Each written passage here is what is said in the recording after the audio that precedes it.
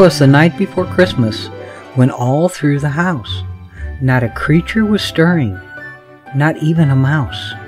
The stockings were hung by the chimney with care, in hopes that St. Nicholas soon would be there. The children were nestled all snug in their beds, while visions of sugar plums danced in their heads.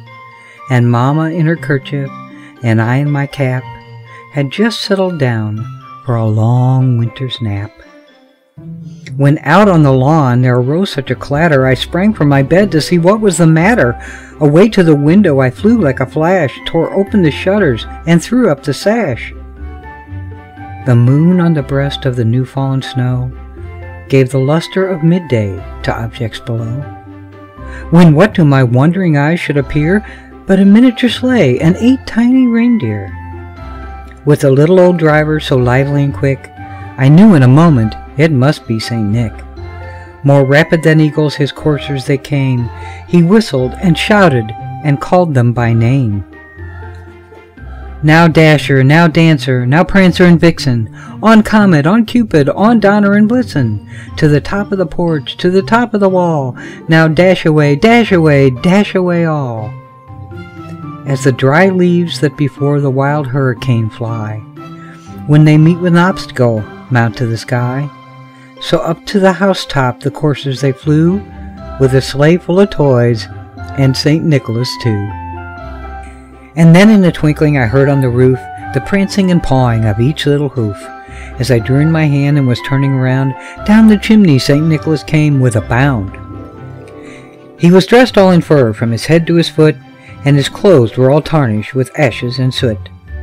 A bundle of toys he'd flung on his back, and he looked like a peddler just opening his pack.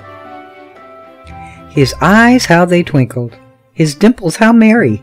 His cheeks were like roses, his nose like a cherry. His droll little mouth was drawn up in a bow, and the beard of his chin was as white as the snow.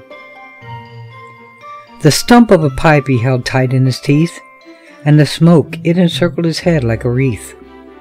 He had a broad face and a round little belly that shook when he laughed like a bowl full of jelly. He was chubby and plump, a right jolly old elf, and I laughed when I saw him, in spite of myself.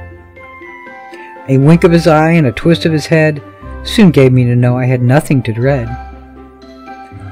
He spoke not a word, but went straight to his work, and filled all the stockings, then turned with a jerk, and laying his finger aside of his nose, and giving a nod, up the chimney he rose. He sprang to his sleigh, to his team gave a whistle, and away they all flew like the down of a thistle. But I heard him exclaim, ere he drove out of sight, "Happy Christmas to all, and to all a good night." Merry Christmas.